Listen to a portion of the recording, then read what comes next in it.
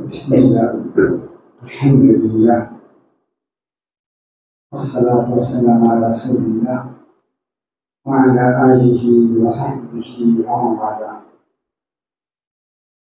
محترم بزرگوں، دوستوں، اخلاق دین کا ایک اہم حصہ ہے۔ اخلاق کے بن دین کی عمارت کا کوئی اعتبار نہیں۔ اخلاق کے بنا دین کی عمارت ایک ڈھانچہ ہے جو کسی بھی آندھی اور طوفان اور جھکڑ سے گر سکتا ہے۔ تو دین کی بنیاد ہی اخلاق پر ہے۔ عموماً آج ہمارا یہ حال ہے، مسلمانوں کے بارے میں کہا جاتا ہے سب سے بڑا اخلاق اگر کوئی قوم ہے تو مسلمان ہے۔ حالانکہ ہمارے لیے اللہ کے نبی نمونہ ہیں، آئیڈیل ہیں۔ لقد کان لکم فی رسول اللہ اسوۃ حسنہ لمن کان یرجو اللہ والیوم الآخر۔ صاف کہا، میرے اور آپ کے لیے اللہ کے نبی صلی اللہ علیہ وسلم اسوا اور قدوہ اور نمونہ ہے۔ اور آج ہم مسلمانوں کے اخلاق کا حال کیا ہے، اس کا ہم جائزہ لیں اور ہم اپنی بغل میں جھانکیں۔ آج ہم اخلاق نبوی کے بارے میں آواز اٹھاتے ہیں اور یہ آواز اٹھانی چاہیے، اور خود ہمارے اپنے اندر تبدیلی لانے کی ضرورت ہے۔ عموماً مسلمانوں کے بارے میں کہا جاتا ہے کہ سب سے زیادہ اخلاق قوم مسلمان ہیں۔ دھوکہ دہی مسلمان سب سے آگے ہیں، خیانت میں سب سے آگے ہیں، چال بازی میں سب سے آگے ہیں، کسی کو چونا لگانے میں سب سے آگے ہیں۔ جتنی خبیث ترین خصلتیں اور اخلاقیں ہیں آج ہم مسلمانوں کے اندر آ گئی ہیں، جس کی وجہ سے آج ہم ذلیل اور رسوا ہو گئے ہیں۔ اور عموماً بالخصوص دین کام کرنے کے بارے میں کہا جاتا ہے کہ یہ اور زیادہ بڑا اخلاق ہے۔ ایک آدمی ہم سے کہنے لگے، اپنے کاروباری زندگی کے 40 سال 50 سال کے تجربہ انہوں نے کہا کہ اچھے دینداروں کو دیکھا، اچھے دینداروں کو دیکھا، بڑی بڑی گاڑی رکھنے والوں کو ہم نے دیکھا، جہاں تک معاملات کا نمبر آتا ہے تو 0 ہیں، دھوکہ دینے میں سب سے آگے ہیں ہم مسلمان۔ یہ حال ہے آج ہمارا۔ اس کی سب سے ایک بڑی وجہ یہ ہے کہ دین سے حقیقی معنی میں ہماری دین سے دوری، صحیح معنی میں ہم دین سے دور ہیں، حقیقی معنی میں ہم دین سے دور ہیں۔ ہم نے بڑا اخلاق کو دین سے الگ کر دیا ہے، اخلاق کو ہم نے دین سے کاٹ دیا ہے۔ جس طرح سیاست کو دین سے کاٹ کر رکھ دیا، سیاست اور دین کو ہم نے الگ کر دیا، اسی طرح ہم نے اخلاق اور دین کو الگ کر دیا۔ کوئی آدمی تہجد گزار ہے، سمجھتے ہیں کہ یہی اس کی تہجد اس کے اچھے اخلاق والے ہونے کی علامت ہے۔ بہت زیادہ سنن کا پابند ہے، ہم سمجھتے ہیں کہ یہی کافی ہے۔ اخلاق کو پرکھنے اور جانچنے کی آنکھنے کی ہم نے کبھی کوشش نہیں کی۔ سب سے بڑی وجہ یہی ہے کہ دین کو ہم نے اخلاق سے کاٹ کر رکھ دیا۔ حالانکہ اخلاق اور دین گویا ایک ہی پہیے کے ایک ہی گاڑی کے 2 پہیے ہیں، ایک ہی درخت کے 2 تنے ہیں، ایک ہی سکے کے 2 پہلو ہیں۔ اخلاق اور دین کو ہم الگ نہیں کر سکتے۔ عمرو بن عبسہ کی حدیث ہے، اللہ کے نبی فرماتے ہیں، یا رسول اللہ کے نبی سے پوچھے ای الایمان افضل، کون سا ایمان افضل ہے، سب سے بہترین ایمان کون سا ہے؟ اللہ کے نبی نے فرمایا خلق حسن، اچھے اخلاق۔ سب سے بہترین ایمان اچھے اخلاق ہیں۔ ہم نے سمجھ لیا کہ تہجد اور فرائض کا پابند، سنن کا پابند ہونا ہی کافی نہیں ہے، اخلاق سے آراستہ پیراستہ ہونا یہ دین کے لیے ازحد ضروری ہے۔ اکمل الانسان کا خلق، سب سے بہترین ایمان، سب سے افضل ایمان بہترین اخلاق۔ اللہ کے نبی نے خود فرمایا اکمل المؤمنین ایمانا احسنهم خلقا، سب سے کامل ترین ایمان والے کون ہیں؟ اخلاق، اچھے اقوال، اچھے عادات رکھنے والے۔ سب سے بہترین، سب سے اکمل ایمان والے ہیں، سب سے اجمل ایمان والے ہیں، سب سے پختہ ایمان والے ہیں، مضبوط ایمان والے اگر کوئی ہیں تو پختہ ایمان والے۔ اسی لیے امام ابن قیم کہتے ہیں وجعل کمال الایمان فی کمال الخلق، اللہ کے نبی نے کامل ایمان کا اعتبار کیا کیا؟ کامل اخلاق کو کیا ہے۔ کامل ایمان کا اعتبار کامل اخلاق کو آپ نے کیا ہے۔ ابن قیم کہتے ہیں حسن الخلق والدین کلہ، اچھا اخلاق وہ پورا کا پورا دین ہے، یعنی اخلاق ہی دین ہے کہا۔ حسن الخلق والدین کلہ وهو من حقائق الایمان وشرائع الاسلام، پھر کریں الدین کل خلق، دین پورا کا پورا اخلاق ہے۔ ومن دال علیک بالخلق، جو اخلاق میں جتنا زیادہ آگے ہوگا وہ دین میں سے اتنا آگے ہوگا۔ یعنی اخلاق یہ نہیں کہ تہجد میں آگے ہونا نہیں کہا، سنن میں نہیں کہا، اللہ کے نبی ابن قیم فرماتے ہیں جو اخلاق میں جتنا زیادہ آگے ہوگا وہ دین میں سب سے زیادہ آگے ہوگا۔ ابو العطیہ شاعر کہتا ہے لیس دینًا بغیر دین ولیس دین الا مکارم الاخلاق، یعنی دنیا کے بغیر دین نہیں ہے، اور دین مکارم اخلاق کا نام ہے، اور دین اچھے اخلاق کا نام دین ہے۔ اور اللہ کے نبی خود اپنی جو ذمہ داری انہیں تفویض کی گئی تھی، بعثت، رسالت، دین کو پہنچانا، اللہ کے نبی نے خود کہا بعثت لِأُتَمِّمَ مَكَارِمَ الْأَخْلَاقِ، مجھے تکمیل اخلاق کے لیے بھیجا گیا ہے، اخلاق کی تکمیل کے لیے بھیجا گیا ہے۔ حضرت انس کہتے ہیں، انس بن مالک کہتے ہیں، احمد اور ابن حبان کی حدیث ہے ما خطبنا نبی اللہ الا قال لا ایمان لمن لا امانۃ له ولا دین لمن لا عہد له، یعنی اللہ کے نبی ما خطبنا الا قال، ہر خطبے میں اللہ کے نبی صلی اللہ علیہ وسلم یہ کہتے تھے جس کے اندر امانت نہیں، جس کے اندر دین نہیں، جس کے اندر وعدے کا پاس و لحاظ نہیں، اس کے اندر اس کے دین کا کوئی اعتبار نہیں۔ یہاں کہہ رہے ہیں ایمان کیا ہے؟ امانت داری ایمان ہے، وعدے اور عہد کا پاس و لحاظ رکھنا ایمان ہے۔ اللہ کے نبی نے فرمایا انا زعیم ببیت فی اعلی الجنہ لمن حسن خلقہ، اللہ کے نبی کہہ رہے ہیں میں جنت کے اعلیٰ حصے میں اس کی ذمہ داری لیتا ہوں، اس کے لیے گھر کی ذمہ داری میں لیتا ہوں، لمن حسن خلقہ، جس کے اخلاق اچھے ہوں۔ اس لیے اللہ کے نبی نے یہ بھی فرمایا وَإِنَّ صَاحِبَ حُسْنِ الْخُلْقِ لَيَبْلُغُ بِهِ دَرَجَةَ صَاحِبِ الصَّوْمِ وَالصَّلَاةِ، اچھے اخلاق والا، کامل اخلاق والا روزے اور نماز، یعنی نفل نماز اور نفل روزوں میں جو پابند ہے اس سے بھی آگے بڑھ جاتا ہے۔ تو معلوم ہوا اس سے اخلاق کی اہمیت معلوم ہوئی۔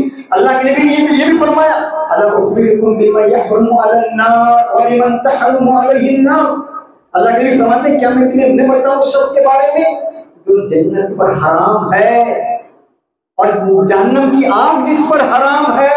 اللہ کے نبی فرمایا حیٍّ لَیِّنٍ سَحْرٍ نرم، نرم مزاج، اچھے اخلاق والا، اچھے عادات والا، اچھا اقوال والا، جہنم بھی اس پر حرام ہے اور وہ بھی جہنم پر حرام ہے۔ اسی لیے معاملات کا جہاں تک عبادات کا معامل تعلق ہے اللہ اسے معاف کر سکتا ہے، بڑا رحیم ہے، غفور ہے۔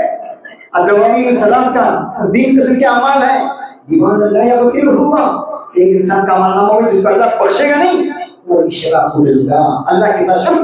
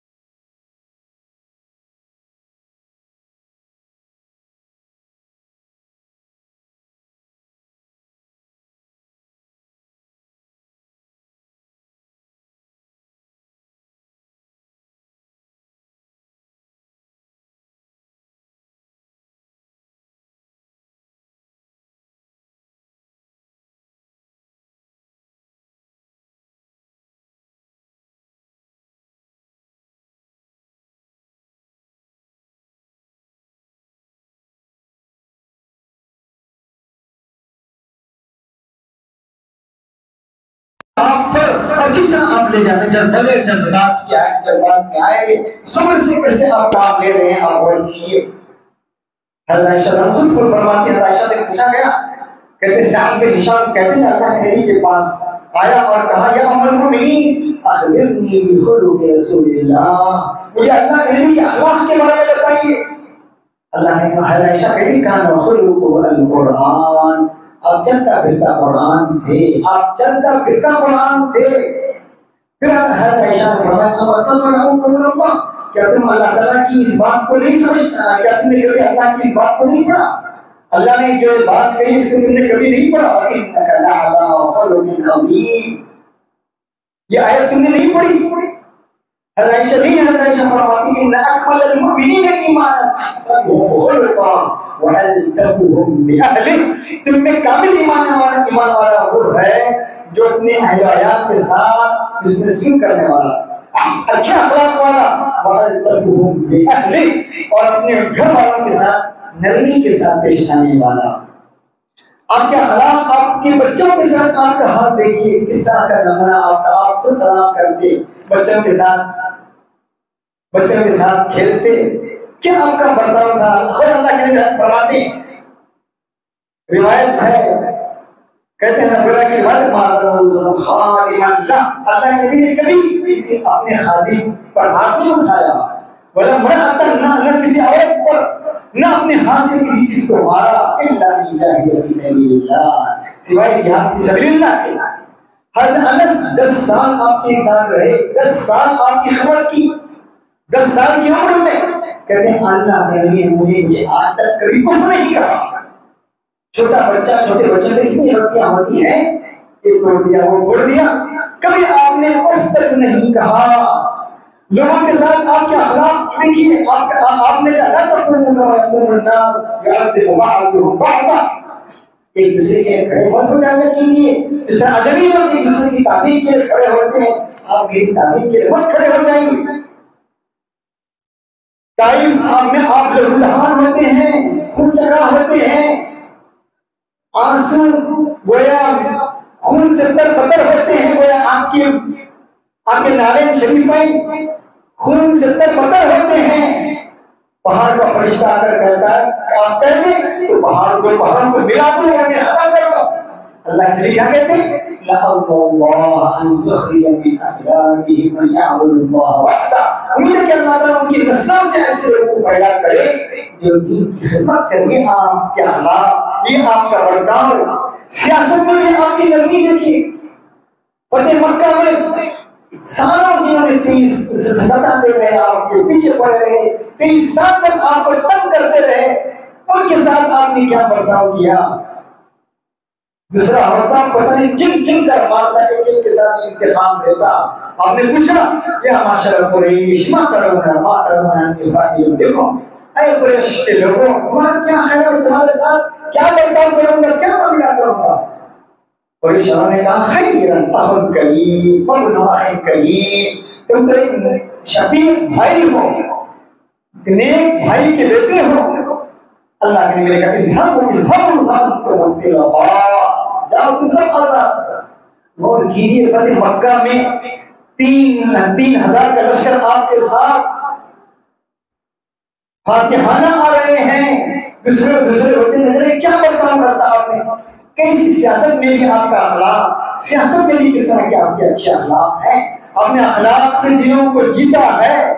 مالک بن نبی کہتے ہیں السیاسہ من غیر اخلاق ما هي الا خراب الامه، اخلاق کے بغیر سیاست کیا ہے؟ امت کی تباہی ہے۔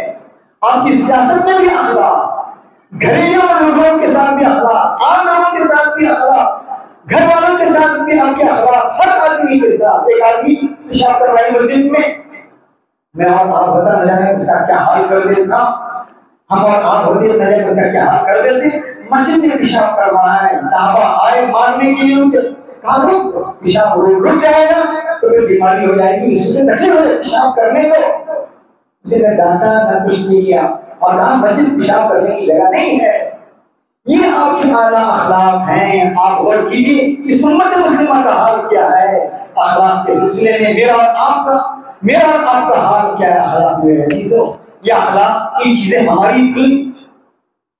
صحیح کہا تھا محمد بن عبدو نے، چاہے وہ قول کی طرف منسوخ ہو نہ ہو، تو اکثر لوگوں کی طرف میں نے مغرب میں دیکھا، میں نے مغرب کا سفر کیا، مغرب کو دیکھا، مجھے وہاں مسلمان نظر آئے، اسلام کہیں نظر نہیں آیا. مجھے وہاں پر مسلمان نظر نہیں آئے، اسلام نظر آیا. پھر میں نے مشرق کا سفر کیا، یہاں مجھے مسلمان نظر آئے لیکن اسلام کہیں نظر نہیں آیا. وہ ہم سے اخلاق میں آگے بڑھ گئے، وہاں کی پابندی میں، سچائی میں، خیانت، امانت داری میں، تمام چیزوں میں، ہمدردی میں، بھائی چارہ اور اخوت میں وہ ہم سے سب سے آگے ہیں. جو اخلاق مجھے اور آپ کو اپنانے تھے ہم اس سے سب سے پیچھے ہیں. صحیح حدیث ہے، عمرو بن عاص کی کہتے ہیں، صحیح حدیث مسلم کی حدیث ہے، اللہ کے فرماتے ہیں تقوم الساعۃ ويقوم اکثر الناس، قیامت قائم ہوگی اس حال میں کہ رومی سب سے زیادہ ہوں گے، رومی یعنی عیسائی سب سے زیادہ ہوں گے. عمرو بن عاص نے پوچھا ان سے، اب صرف ما تقول، کیا کہتے ہو؟ اے مستورد بن شداد، کیا بات کہہ رہے ہو؟ غور کر کے بولو، کیا بات کہہ رہے ہو تم؟ انہوں نے کہا اقول ما سمعت من رسول اللہ، میں وہی بات کہوں گا جو میں نے اللہ کے نبی سے سنی.